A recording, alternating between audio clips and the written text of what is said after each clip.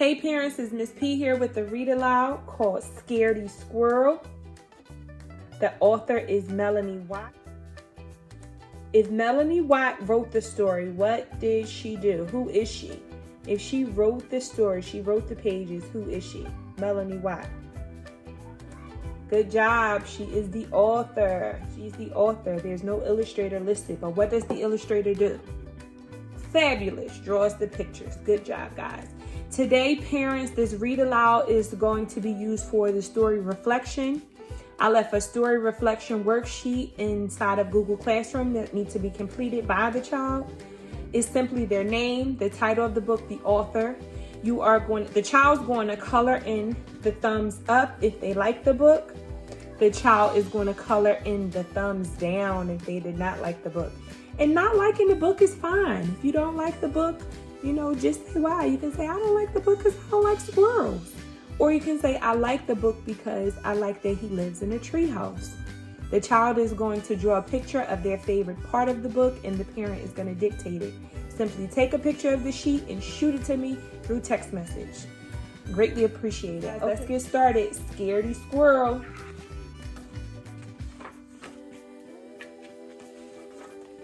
Scaredy Squirrel never leaves his treehouse.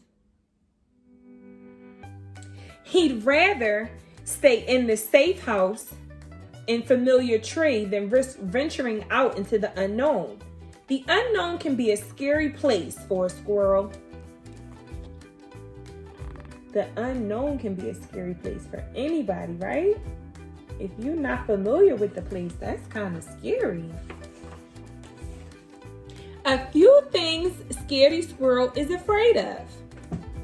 Tarantulas, poison ivy, green Martians, germs, killer bees, and sharks. So he's perfectly happy to stay right where he is. Looks happy to me. Advantages of never leaving the treehouse. Great view, plenty of nuts, safe place, no tarantulas, poison ivy, green Martians, killer bees, or sharks. Disadvantages of never leaving the nut tree. Same old view, same old nuts, same old place.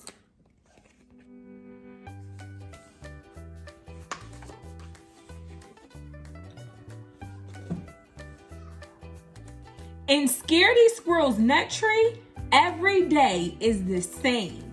Everything is predictable. All is under control.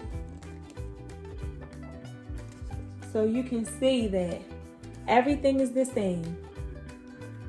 On Monday, on Tuesday, on Wednesday, on Thursday, on Friday, on Saturday, and on Sunday. Days of the week, days of the week, Scaredy Squirrel's daily routine. Wake up, eat a nut, look at view, eat a nut, look at view, eat a nut, look at view, go to sleep. But let's say, just for example, that something unexpected did happen. You can rest assured that this squirrel is prepared. What does Scaredy Squirrel have in his hand? What does he have in his hand? He said he's prepared. What is that? Looks like a first aid kit to me. A few items, Scaredy Squirrel's emergency kit. It's a few items that's in it. A parachute, bug spray, mask and rubber gloves, a net, a hard hat, antibacterial soap, calamine lotion, Band-Aids, and sardines. What do you do in case of an emergency? According to Scaredy Squirrel. Step 1, panic. Step 2, run. Step 3, get kit. Step 4, put on kit. Step 5, consult action plan. Step 6, exit tree. Exit 1, note to self. Watch out for green Martians and killer bees in the sky. Exit 2, note to self. Do not land in river. If unavoidable, use sardines to distract sharks. Exit 3, note to self. Look out for poison ivy and for tarantulas roaming the ground. Exit 4, note to self. Keep in mind that germs are everywhere.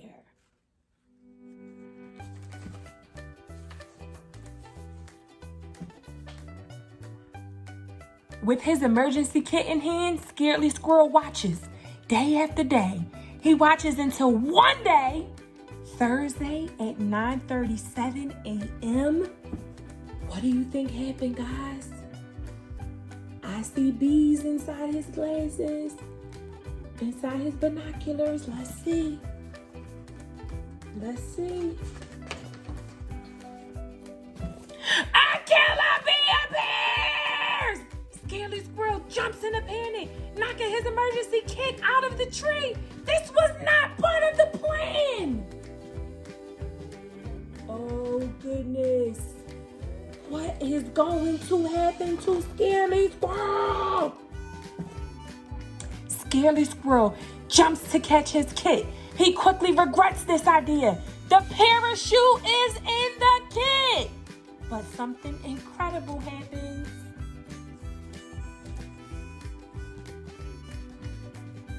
He starts to glide. Scaredy Squirrel, no ordinary squirrel. He's a flying squirrel.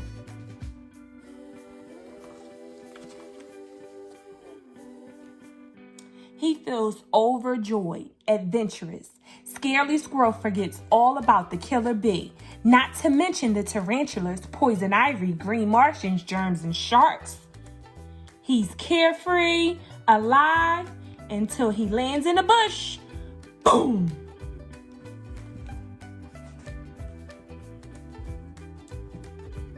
And plays dead for 30 minutes, an hour, 2 hours.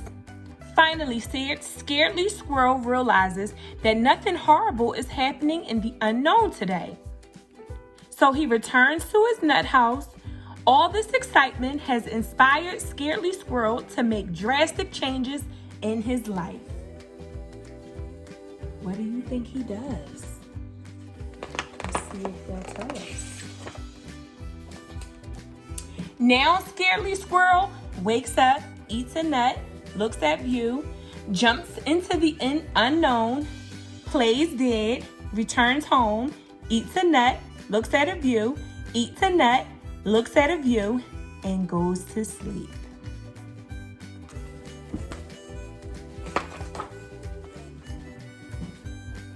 P.S. As for the emergency kit, Scaredy Squirrel is in no hurry to pick up just yet. The end.